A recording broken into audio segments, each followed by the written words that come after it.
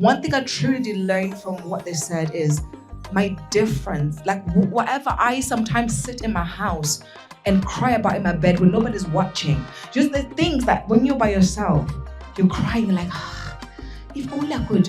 But that difference is supposed to be the great thing in you. So work on that. Ask God, why am I in this place this different? Because maybe that's your breakthrough. Yeah? That's your breakthrough. So please embrace your differences. From your perspective, right? Because you guys have got businesses and you're doing great in this economy right now. So we want to learn from you today. It's learning. So your answers are not supposed to be politically correct. Just teach us. Is that okay? Fantastic. Okay. So how can women in business reconcile the tensions between like embracing their unique strengths and adapting to like the traditional industry norms? If you need me to repeat that, I can repeat that, or did you got that?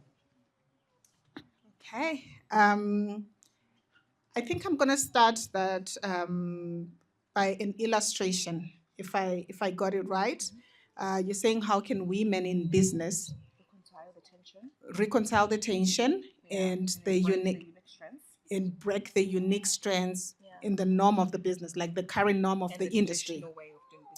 Okay, and the traditional way of doing business. So please take note of unique that is mentioned in the question, traditional, and the differences. So to answer you, I'm just gonna, if you allow me to stand for a minute, I won't be long. Please go for it. Yes, go for it. And I'm just gonna ask 5 ladies to wave. Ma'am, please just wave. 1, 2, 3, 4, 5. Have we taken note of everyone that is waved? Can we all agree that these ladies look amazing? They look nice.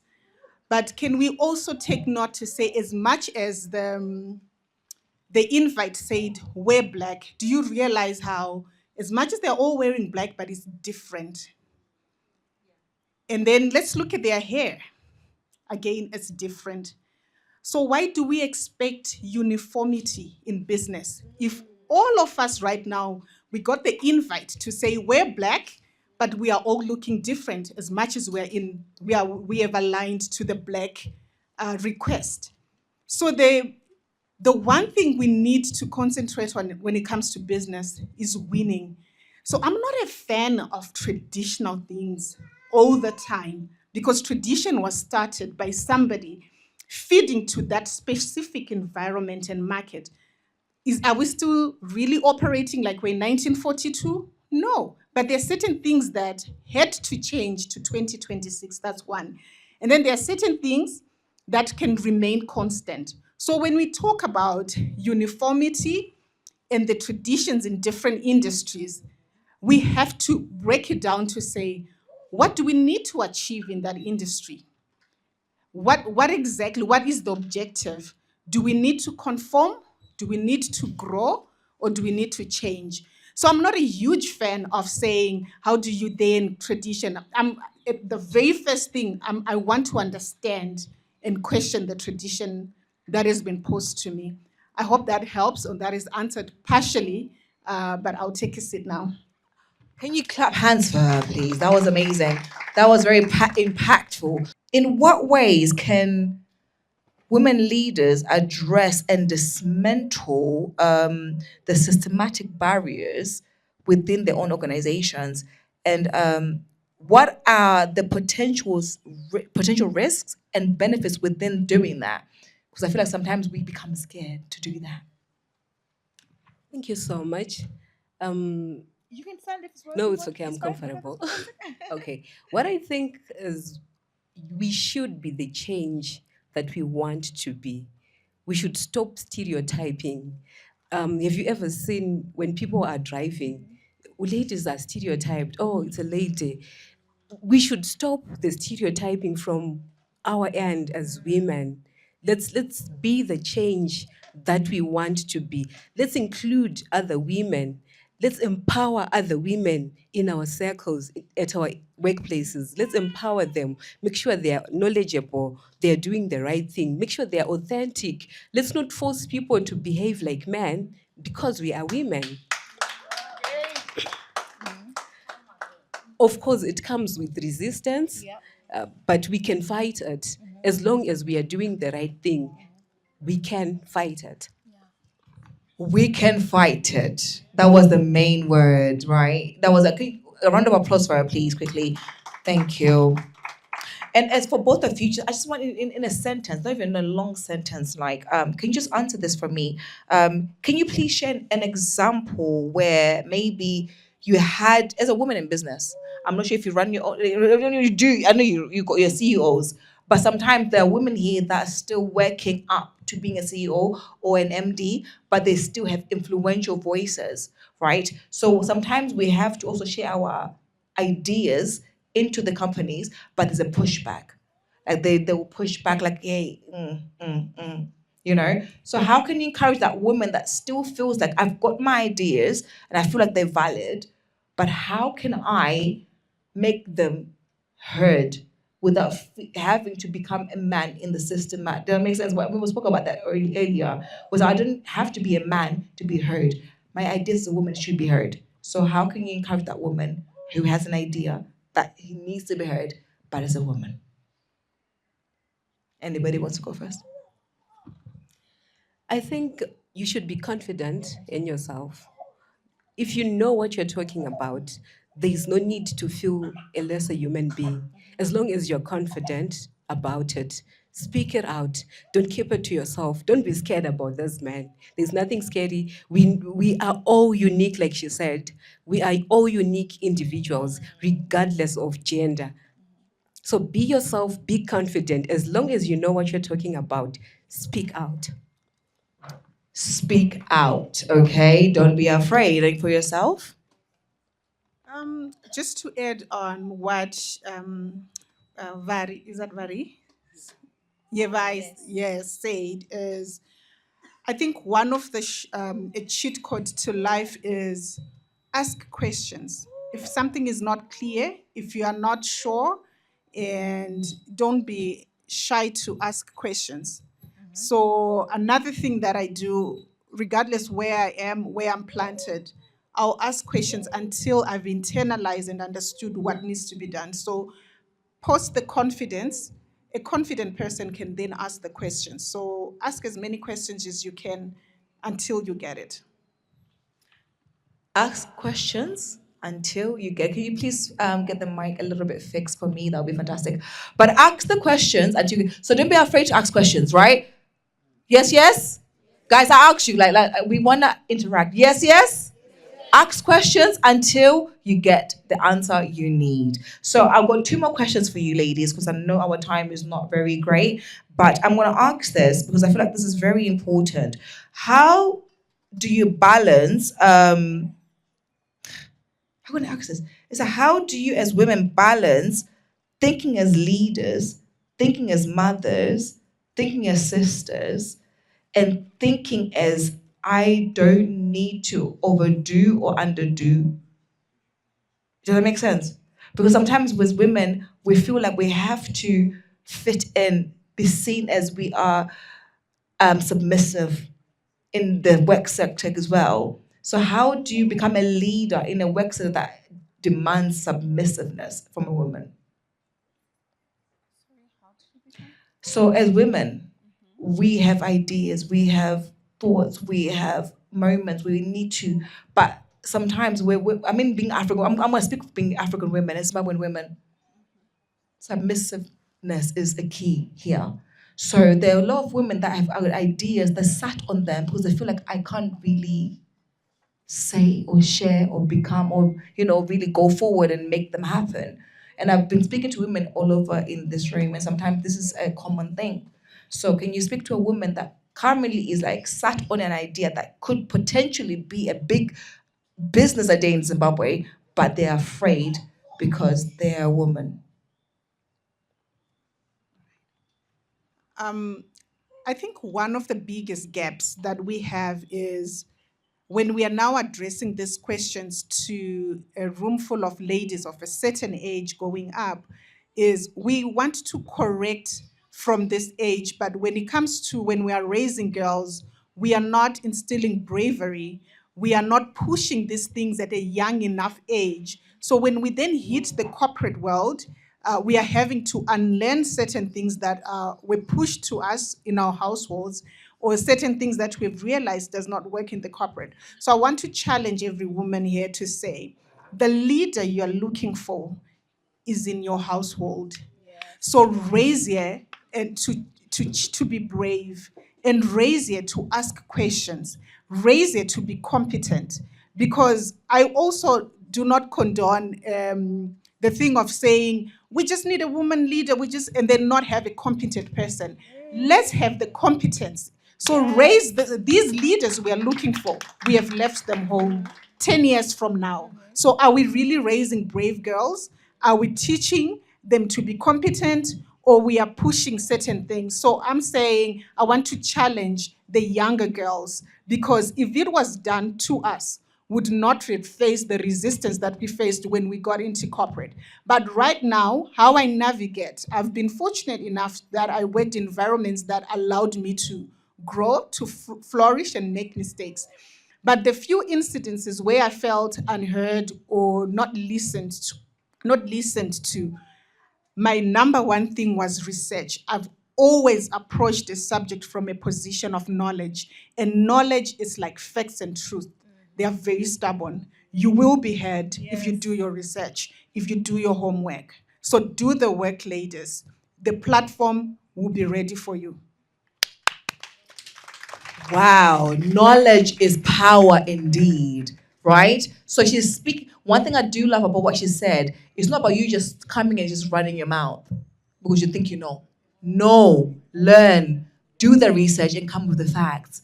That's in every day. Like, do that, right? That's what you're saying. So please, from now on, don't feel like you know everything, but come with the facts, come with the research, and tell us what you've learned, right? Right, ladies? All right. Thank you so much.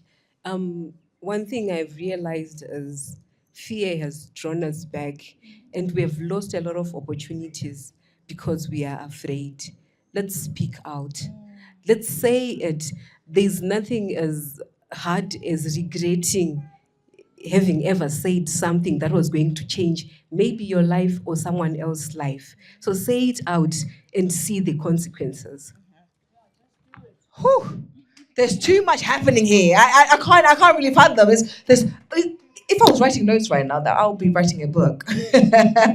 But my last question to you ladies, because I feel like, you have something last to say. I do have questions here, but I want to just allow you guys to have a moment to speak your truth to not just the woman, but to the man here. Because sometimes I feel like also men need to hear our hearts and hear our minds and our thoughts.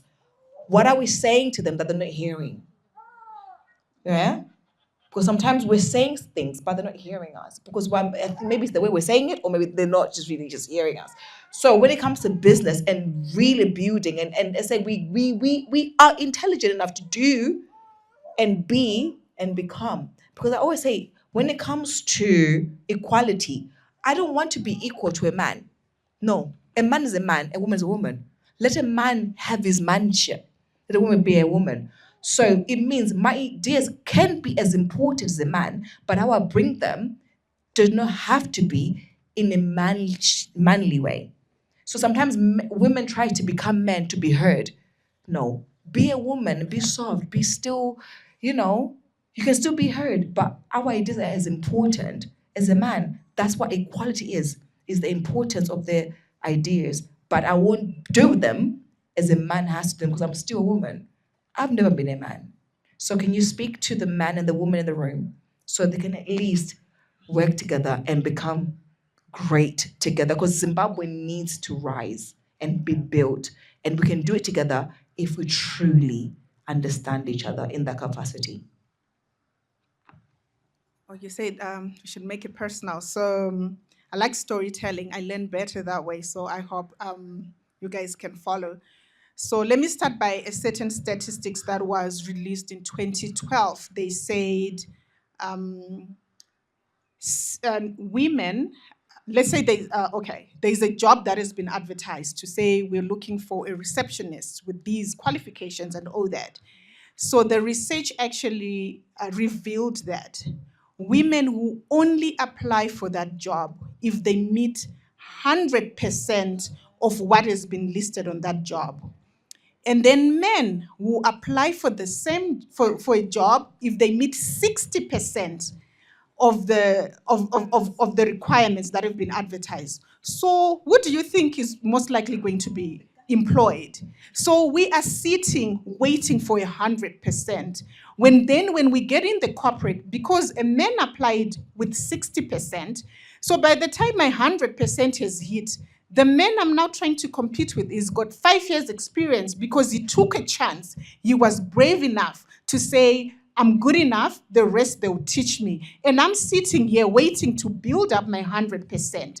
So be very careful, women, when we use words like perfect, we are busy chasing things that are not attainable. We should chase excellence and let's start doing, because the men that we then say he's getting our jobs, they are taking chances and they are getting better at the job whilst you are at home waiting to get to 100%. So let that sink in. And then about what you mentioned about, I think the difference, I'm sorry. The other thing that you said I can talk about is, I just want to talk about how we are different. I know I touched that on the very first question. I'll use an example that is very personal to me. I have 2 sisters and 2 brothers, and both my brothers, they were born with albinism. Very dear to me, intelligent guys. When my little brother, who's the last born in our family, was doing his upper 6, and there was an American company that came here to Zim that was offering scholarships. So the first year they came to Zim, that was in 2015, they offered 20 scholarships. And then they came back in 2016 when my brother was now upper 6, and that's the year he applied. So the first year, only about 40 people caught wind of it and they applied, and 20 got the scholarships. So the year my brother applied, word had spread. So the assumption was like, no, maybe 50 people.